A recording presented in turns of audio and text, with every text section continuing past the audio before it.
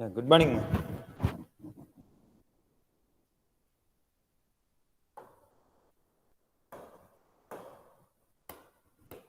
In the last class, we have discussed the concept of virtual memory.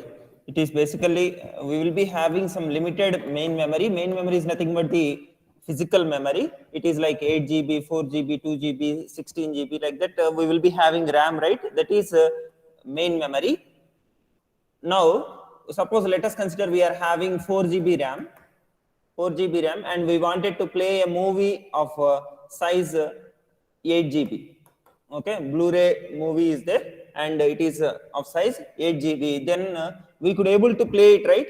How we could able to play? That is the that why? Because there is a concept of virtual memory behind it. That's why we could able to access, or we could able to process the, or we could able to execute the programs which are larger than the whatever the physical memory that we have actually. Okay, that is CPU could able to access this main memory only always directly, but in order to access this one, this has to be brought into main memory. But main memory size is 4 GB only, but the size of this one, what you call the program that we want to brought into main memory is 8 GB. So how we can do this one is we will be dividing this main memory into frames, and we will be dividing this what you call the program also into several pages, as we have seen in the case of paging. But there is one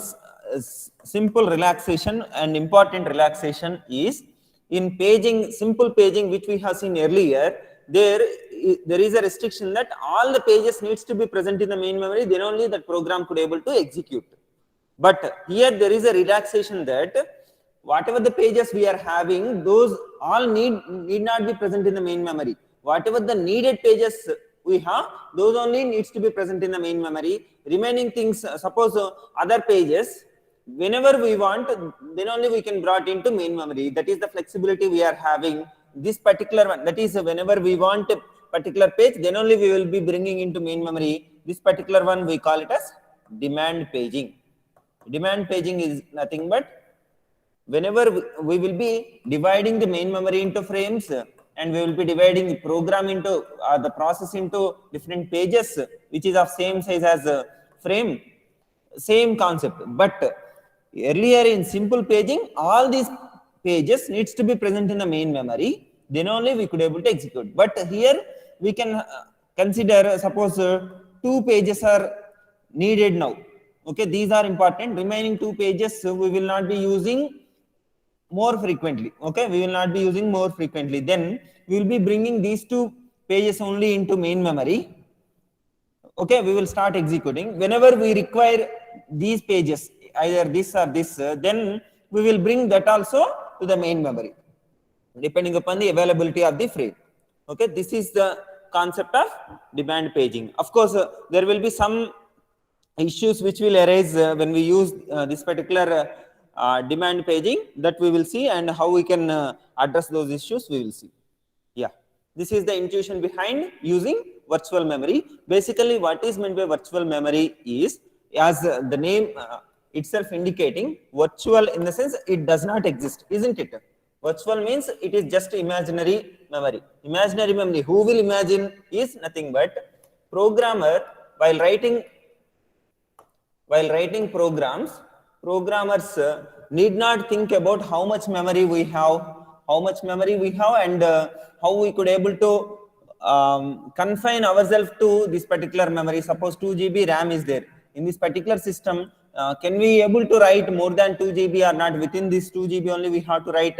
These all things need not be worried by programmers. Okay, that is the advantage of using virtual memory. That means there will be an illusion to the programmer that there exists a large physical memory. That is nothing but virtual memory. Programmer will think that there exists a large physical memory, so that he will be feeling flexibility or liberty to develop large programs. Even though the physical memory is limited, he is allowed to develop large programs. That is the advantage of using virtual memory. It is nothing but an illusion to the programmer that large physical memory exists. That is nothing but virtual memory. Okay. Now let us see other things which we have seen in the last class. Yeah, here this is the background which we have discussed. Code needs to be in the memory to execute, but entire program rarely used. Okay, like we will be having several exception codes. Like if you know Java, I think you might be knowing Java, right? So exceptions will be there, try, catch, all these things. This is the actual part which we require. Okay, remaining exceptions, there can be 100 types of exceptions we will be writing. Whenever exception occur, then only these all are required. Otherwise, these will be ignored. Unnecessarily, we need not load into main memory. Whenever we require, then only we will be loading. This is a kind of example for demand paging. Okay, error code, unusual routines, large data structure, these need not be present in the main memory all the time. Whenever we require, then only we will be bringing. That is the advantage of using virtual memory. Yeah.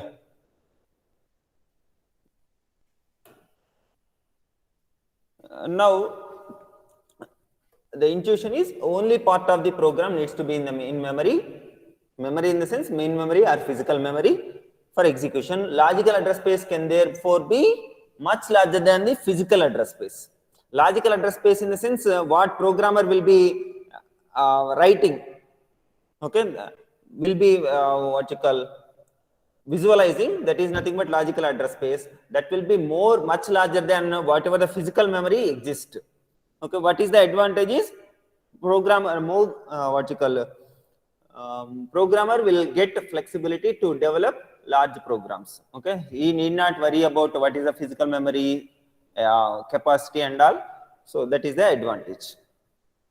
Next, some allows address spaces to be shared by several processes. Some address space is there, like we are having main memory.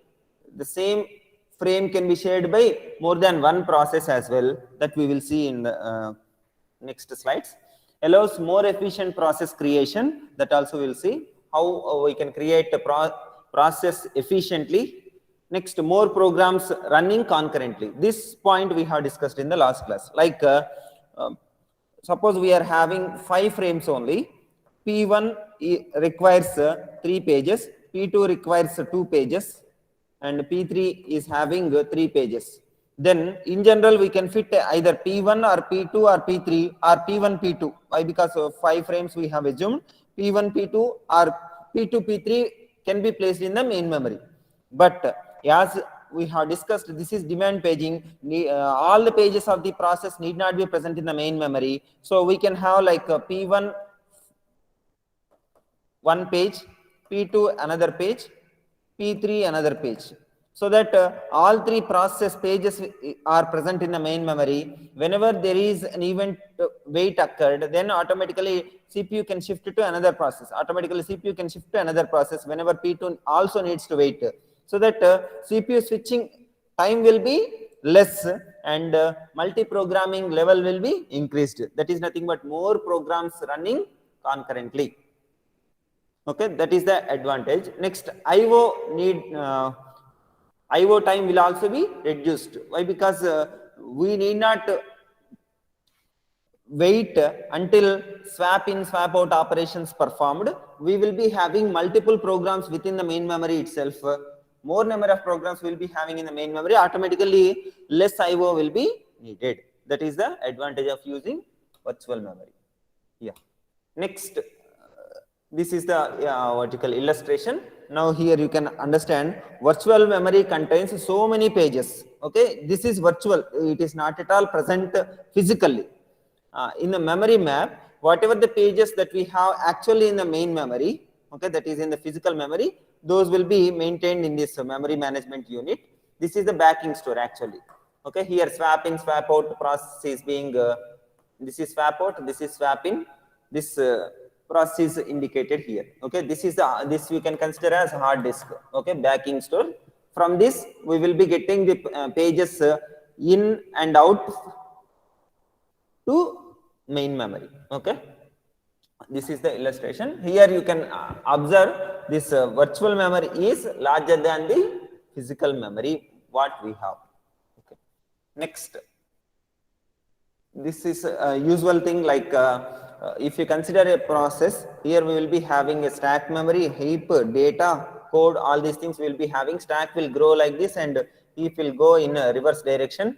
I hope you understand, you know this one with respect to compiler design. In the previous semesters you might have learnt that. I don't know whether you have completed that subject or not. This PLCC, I think, programming language and compiler construction. Stack will grow like this, that is last in first out order, right? Stack means last in first out order. So whatever the variables we will be having, those all will be stored like this. First, suppose integer ABC, if you declare, A will be stored here, B will be stored here, C will be stored. Okay, or A will be stored, B will be stored, C will be stored. Then what will be retrieved? First C will be retrieved. Or if you consider A, B, C will be retrieved. In both the cases, C will be retrieved first, that is last in first out order. Whereas heap memory is nothing but it will follow Q, that is first in first out order. Whatever the data that we have stored in heap, that will be accessed in first out order. That's it. Okay, this is a thing related to these things related to programming language, how memory will be organized and all. Yeah, now you can understand from this multiple shared pages can be shareable among several processes. This is one process, this is another process. Now we are having some shared pages. These are being shared, utilized by both the processes at the same time. Okay.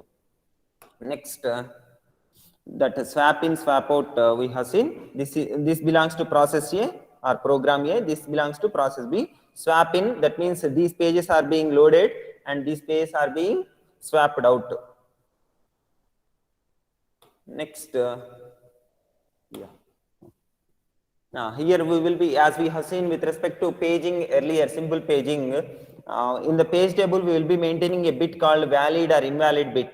If the whatever the page that we are having, like 0, 1, 2, 3, 4, 5, so on, we will be having several pages, page index here or page number, and this is the frame number where we are having in the physical memory. This particular entry is valid means we will be having V. If this entry is invalid means we will be having I. Whenever we have I, that means this page is not present in this frame. Like that you can understand. Whatever the page that we are having in the frame, that is invalid. That's what it will indicate. This particular valid or invalid bit can be used in other way as well, that we will see in the next slides. As of now, you remember that whenever this is set as V, okay, this particular bit set as V. Bit means either 0 or 1, right? Let us consider if it is 1, then it is valid. If it is 0, then it is invalid. Like that we will be considering. So now, whenever the frame contains valid page, then we will be setting this bit with 1. Okay. Here you can understand, this is the logical memory, or we can say virtual memory. He will be thinking that all these pages are present in the main memory itself, but we are having the main memory which contains less number of pages. So in the page table we have to maintain certain things, like 0th page is present in the main memory. In which frame? In which frame? 4th frame. So it is present, so we will be setting the valid invalid bit as V. That means 1. Okay, whenever we say 1, it is nothing but this particular frame contains valid page. Okay. Next, first page we don't have in any frame, isn't it? First page is not loaded in any frame. So even some entry is present here, 5 or something, we have to set this one as I, which will indicate invalid. That means whatever the entry we have here, that is invalid, that will indicate. Next, 2, that is 2 means C. C is present in which frame? 6. So frame number we have written and it is present in the main memory. So we can say it is valid. Similarly, 5 is F. F is present in 9. So 9 is the frame number and it is present in the main memory. So we will be setting V. Like this, here if you observe in the backing store, that is in the secondary memory, we will be having all the pages A, B, C, D, E, F, G, H. Okay, all the 8 pages we are having in this secondary memory. Out of these, in the main memory, how many pages we are having? Only 3 pages. 1, 2, 3. Okay, only 3 pages. So those 3 we will be, for those 3 we will be setting the valid in bit as V. That means those 3 are valid pages. Okay, valid frames. Remaining we are setting with invalid, that is I.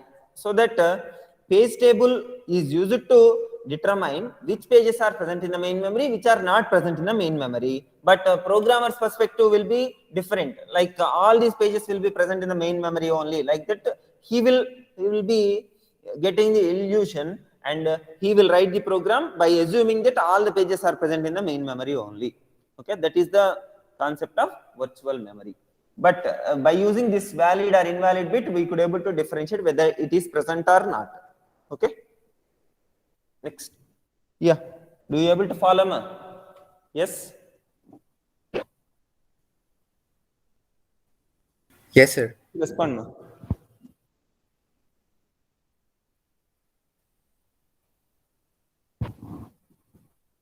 Yes, please respond me. Yeah, thank you.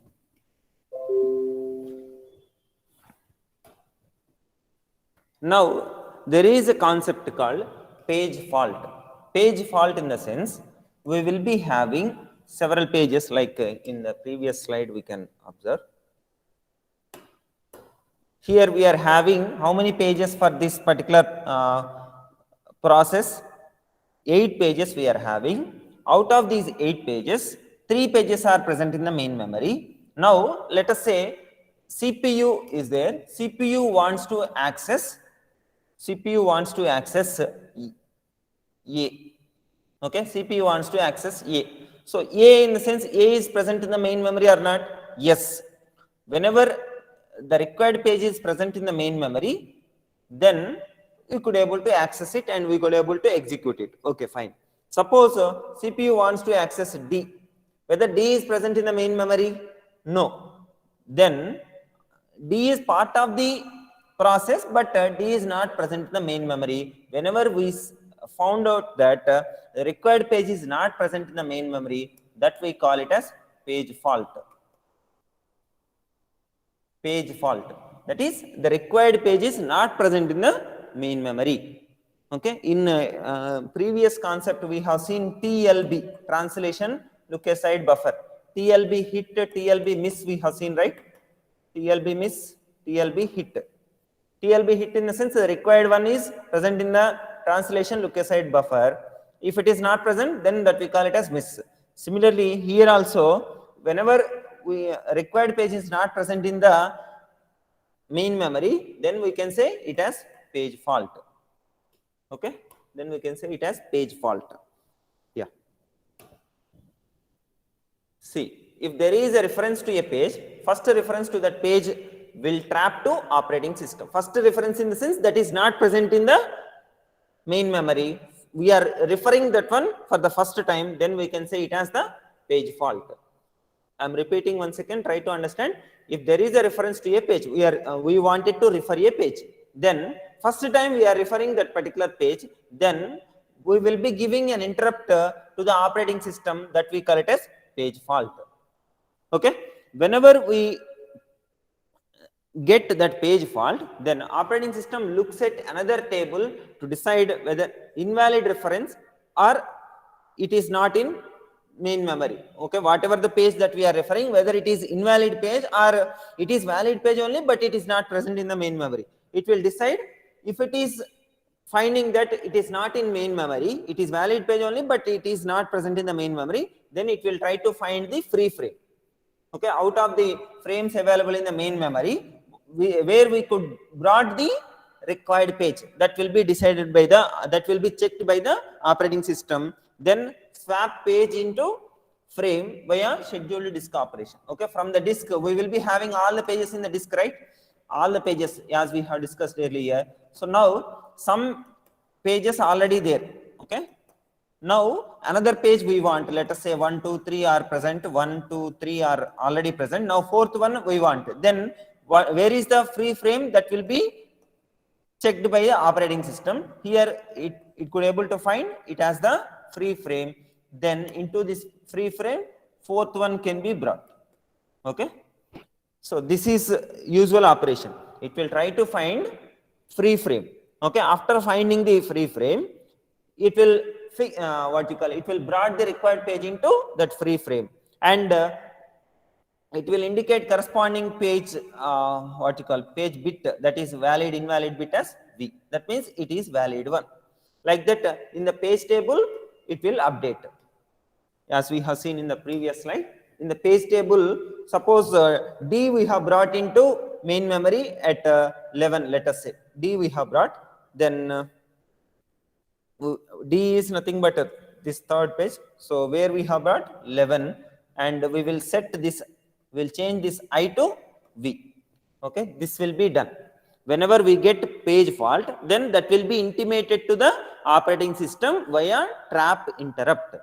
Trap interrupt. Interrupt is nothing but some some signal, right? Interrupt is nothing but some signal. This trap signal we will be giving to operating system, will come into picture, and it will perform the required task, like where we could able to bring the new page, that will be sensed by scanning the operating physical memory. It will find one free frame, and into this free frame this D will be brought, and correspondingly this page table will be updated. Okay, this is the process. I think in the next slide we are having that entire process. Yeah, here you see we wanted to refer this particular M, then that is this particular page we wanted to refer. So page table will be referred. Page table, in the page table corresponding page is invalid, that is set with I. Whenever we get invalid, that is nothing but page fault, required page is not present, then we will give trap interrupt to the trap signal to the operating system. Then operating system will get that particular one from the disk. This is hard disk or backing store. Okay, hard disk or secondary memory, where we are having the required page into it. Now from this particular one we will be bringing into physical memory. So we will place the physical memory, this particular page in the physical memory in the identified free frame, as we have discussed. After putting here, we have to update the page table. How we will update the page table? We will be putting the frame number here. Then we will be changing this invalid bit to valid bit. Like this, we will update the page table. Afterwards, we have to restart here whatever the instruction we wanted to execute. Actually, try to understand the flow. Load M in the sense, M is the memory. Okay, M is the memory that we wanted to operate, that we wanted to modify or something. But this particular memory is not present in the main memory. That is nothing but page fault. Okay. So what we will do is, we will intimate to the operating system will bring the page to the main memory, and it will update the page table. Then we could able to execute this one, right? That's why we have to restart the instruction. I'm repeating once again, try to understand. In order to execute this particular instruction load M, we need to have M in the main memory. But whenever we see here M, it is not present in the main memory, so it is nothing but page fault. Then it will give trap interrupt signal to the operating system. Operating system will bring the required page into free frame. Then it will update the page table, and it will restart the instruction. In the sense, now we have brought this M into this free frame, then we could able to execute this, right? That's why this particular instruction will be restarted. This is the process of handling a page fault. Whenever we wanted to bring a new page, then we have to update the page table, and we have to restart the instruction. This is the flow. Yes, is this clear?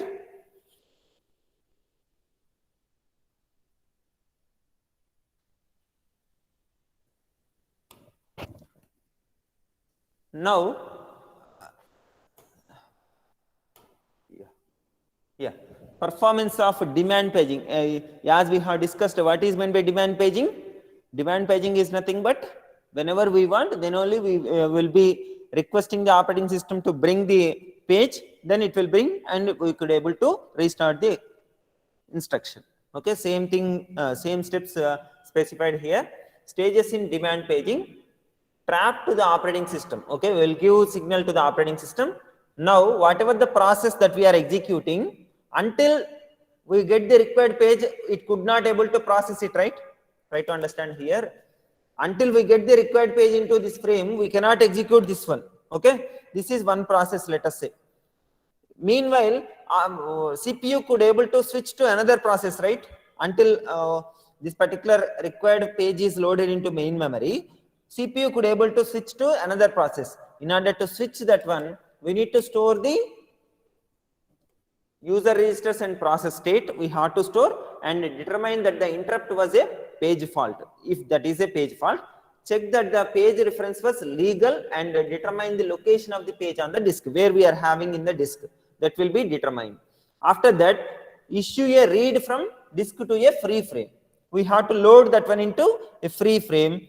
Then wait in a queue for this device until the read request is serviced. That means from the disk, so many pages will be what you call, so many requests will be there to read from the disk. So until our request is processed, we have to wait. Next, wait for the device seek and or latency time. Like disk will be having this kind of structure.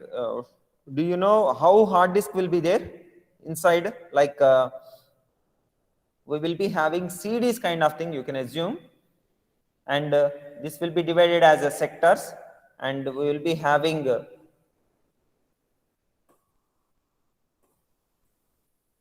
this is, let us assume one CD and another CD on top of it, another CD will be there, another CD will be there, like that you assume. Okay, in each CD will be having tracks. This is nothing but a track, this is a track, this is a track, this is a track, like this we will be having tracks. Next, these tracks will be divided into sectors. Okay, this particular one is a sector. Okay, next, each CD kind of a structure we can consider as a surface.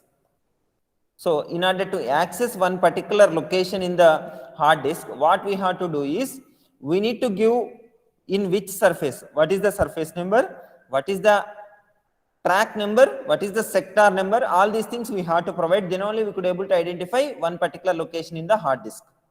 Okay, like this we will be having. So seek time, latency time, in the sense we will be having a disk, right? We will be having a read write disk. You can observe in CD drive. CD drive, one lens will be there. That lens will move here to here like this. Okay, this CD will be rotated. Wherever the data can be here or here or here, wherever it may be, this CD will be rotated. This read write head will be moved up and down only. Okay, up and down only like this. So to move the CD to the required what you call sector, that will be latency time. To move the CD to the CD, in the sense that the disk to the required sector, that we call it as latency time. Next, seek time, in the sense in this particular sector into the required track, how much time it required, that is nothing but seek time. So wait for that much time we need to do. Next, we need to wait until that latency time and seek time completed. Next, begin the transfer of the page to a free frame. That is, before transferring, we have to place the read write head at the correct position. Then only we could able to read the page and we could able to load into free frame. That is the concept here. I hope you understand at least in an abstract way. Actually, you need to know how you consider just CD. We will be having CD like this, and we will be having read write head. Okay, read write head, in the sense we will be having some one line kind of thing. Here we are reading.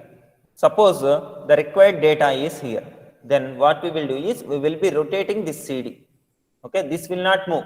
Okay, this will be like this only, this will not move, but this CD will be moved. Then this data will come here. Okay, this data will come here. Then this read write head can be moved from here to here. Okay, this can move from here to here only in two directions, left to right or up to down. So it will be moved from here to here, then it could able to access this data. Okay, this is the concept. To move this CD from, to rotate this CD from here to here, that is nothing but a rotational latency. To rotate this one, we require some time, right? That is nothing but rotational latency. Then to place the read write head at the corresponding track, we require some time, that is called as seek time. Okay, now we have placed the cursor in the sense that read write head at the correct position where we have the page. Now we could able to transfer the page to the main memory. That is the third step. Begin the transfer of the page to a free frame. Got it? This is what you call reading from the or loading from the hard disk to the main memory. Next, while waiting, allocate the CPU to some other user, some other process or user, receive an interrupt from the disk IO subsystem. That means whenever this disk is ready to transfer required page, then we will receive an interrupt. Then whatever the other process that we are executing, that process registers and process state we have to save. Then we have to determine that the interrupt was from the disk and correct the page table. This we have seen already, and other tables to show page is now in main memory, and wait for the CPU to be allocated to this process again. Then we have to restore the user registers. Restore the user registers in the sense we have saved here, right? We have saved the user registers and process state. This process state we will be restoring so that we can continue from the same instruction. Then resume the interrupted instruction. Whatever the instruction which is causing the page fault, from that instruction we have to resume the execution. These are the steps that we have in demand paging. Got it? I hope you understand this particular process. Yes? Yes, please respond now. Yeah.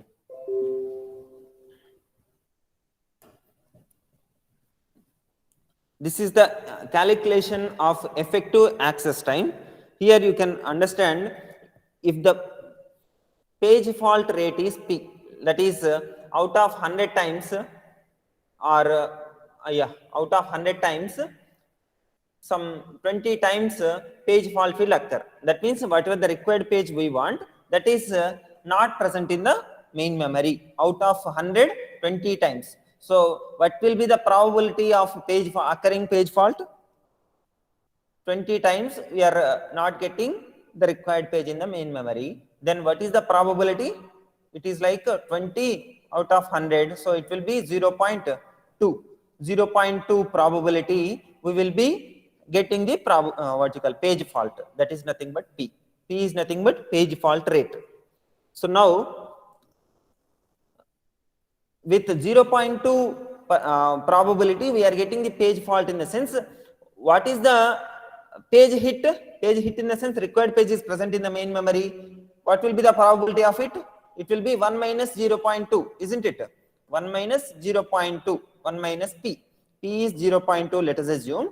Then 1 minus P will be the page hit, that is required page is present in the main memory.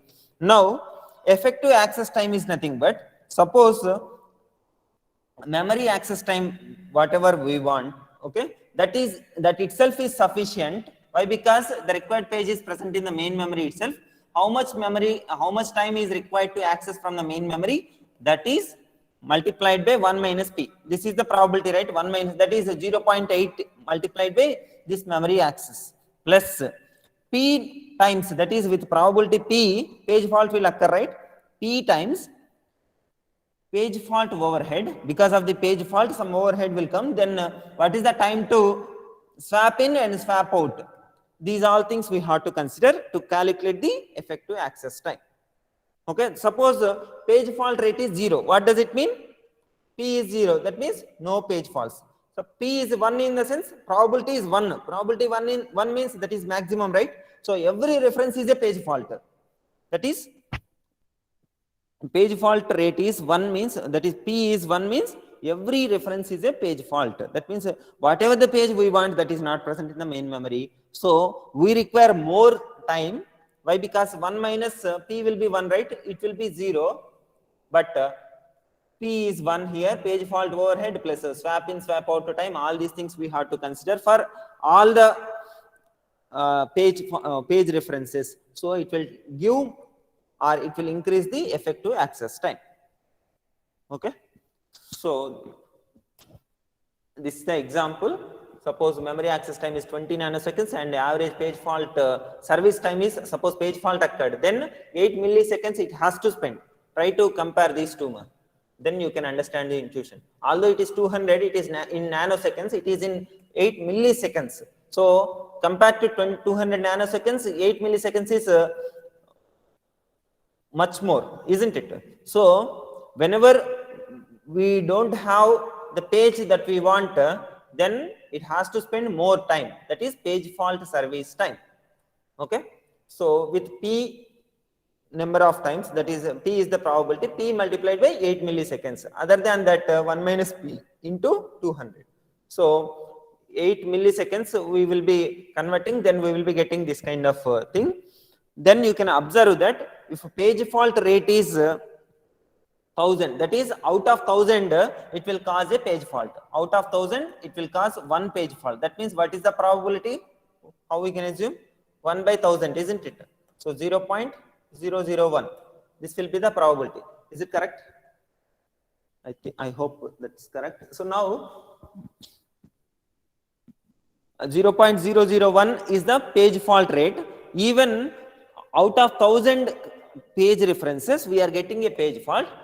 The effective access time will be 8.2. Just if you substitute page P as a 0.001, we will be getting 8.2 microseconds. So it is slowed down by a factor of 40. So even out of 1000 page references, one page fault occurred means we are getting the performance degradation. Okay, so how we can handle this one? Of course, page fault, the main motive is we wanted to reduce the number of page faults. Okay, in order to reduce the page faults, how we can do that we will see.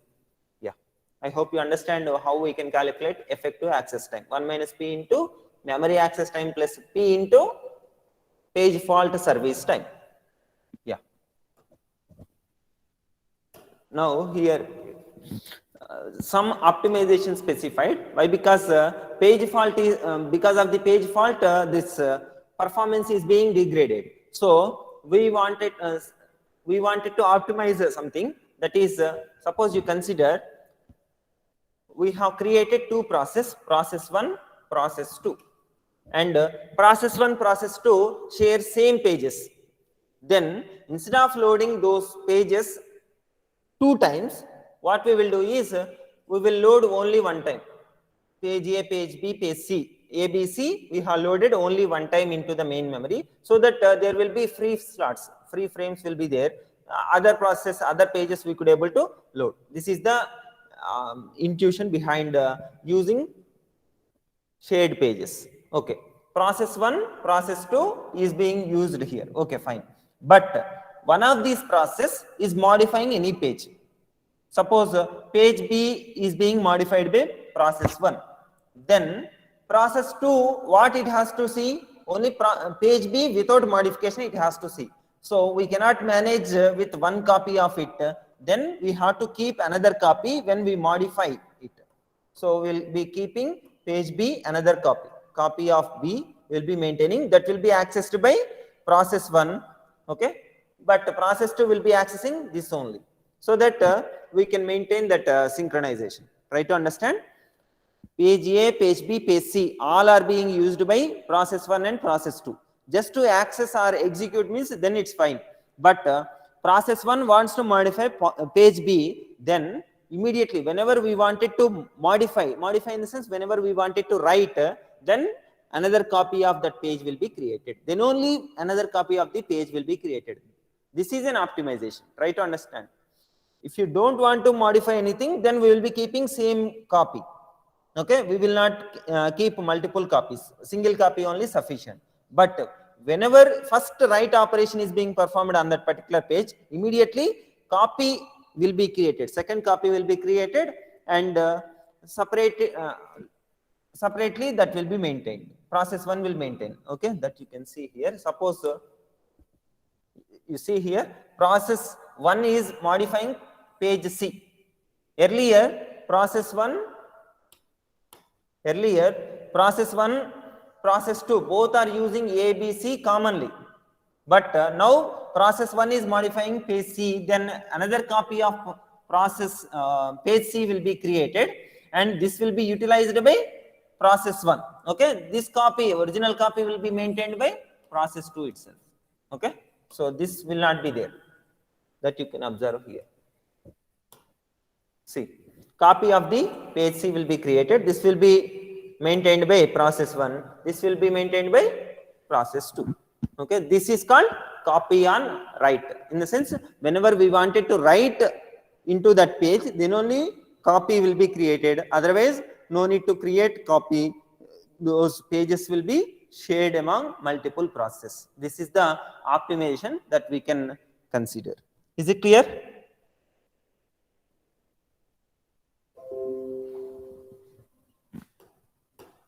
See, copy on write allows both parent and child process to initially share the same pages in memory.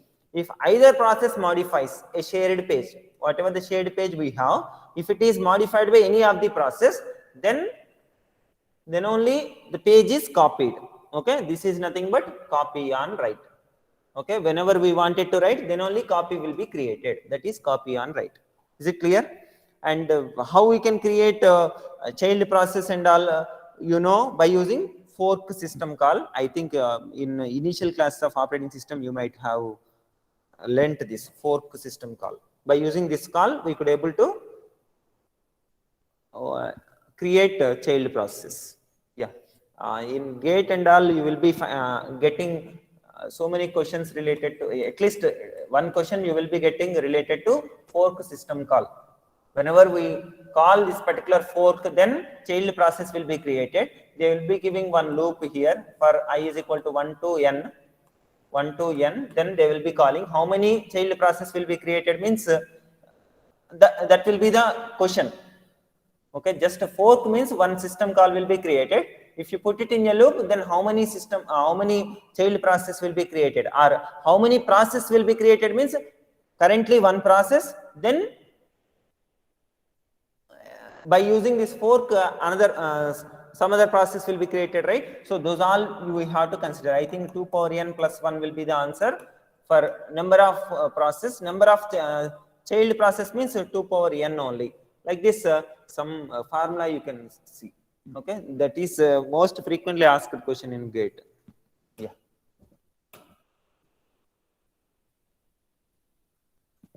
Yeah, this is the important aspect that we have to consider. So, what is the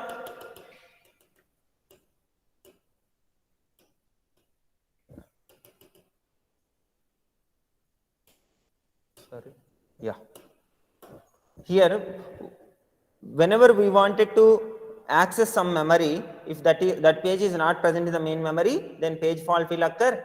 Okay, page fault will occur, trap, then operating system will bring the required page into free frame.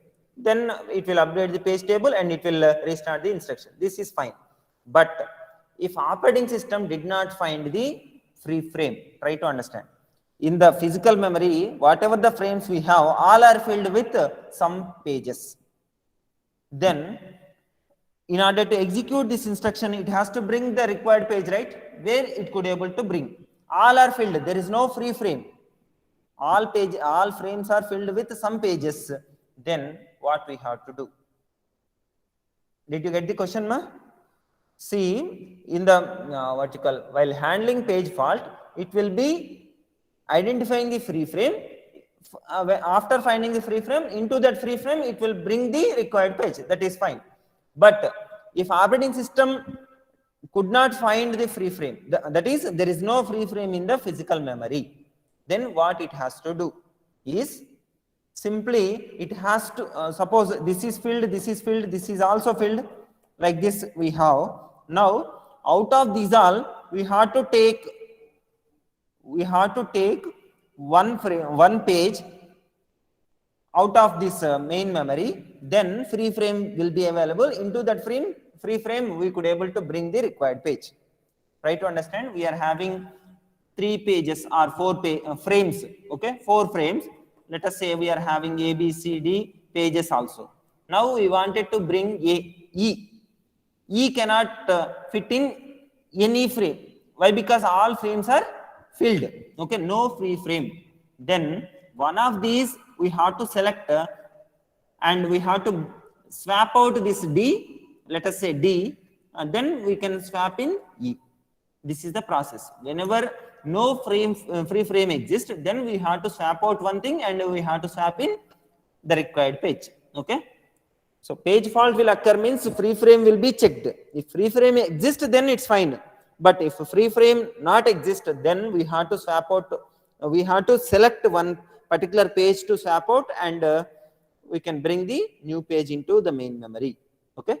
This is whenever we consider no free frames, okay. Yeah. What happens if there is no free frame? Now page replacement needs to be done, isn't it? Whatever we have discussed, that is page replacement. That is we have to swap out and replace the page.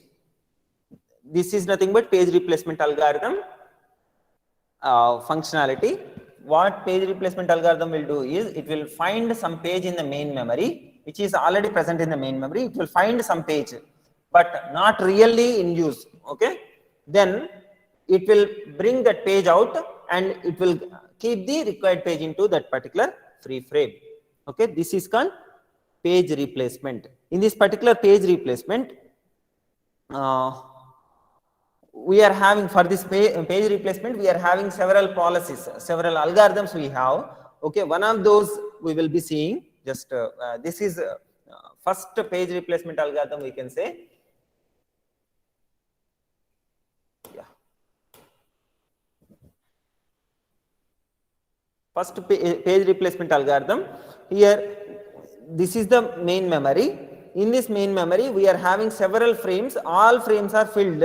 Now, out of these all frames, one particular frame which is having one page, okay, which is having one page, that page we will be selecting, okay. How we will select? That is based upon the algorithm, okay. That page we call it as victim page. That victim page we will be swap out, and required page we will be, that is desired page, we will be swapping, okay. This is the main concept. Now you consider here how we can select this one, this victim is the question. Try to understand. Page replacement algorithm means all the frames are filled. Out of these all frames, we have to choose one frame. From that frame, we have to swap out page and we have to bring in the required page. This is page replacement. Now, how we can select that victim page? That is based upon the page replacement algorithm. Victim page in the sense, suppose we are having 4 pages, 1, 2, 3, 4 pages we are having. We will be selecting which one comes first. That is nothing but first in, first out. Before page replacement algorithm, which one comes first, that we will swap out. As it has come first, this page might be what you call, this page might be already used, now not in use, so we can bring the required desired page into this. Like 1, 2, 3, 4, 5 is there, 5 we want, but 5 is in secondary memory. To bring that 5 into this main memory, one of these 4 needs to be swapped out. So what we will select is whatever the page which has loaded, which was loaded earlier, that is first, that we will swap out first. So one we will choose to swap out. Like this, this is called page, what you call first in, first out page replacement algorithm, that you can observe from this. Yeah, what's the time? Okay, in the next class we will be seeing that page replacement algorithm. Okay, thank you, ma. Please enter your roll number.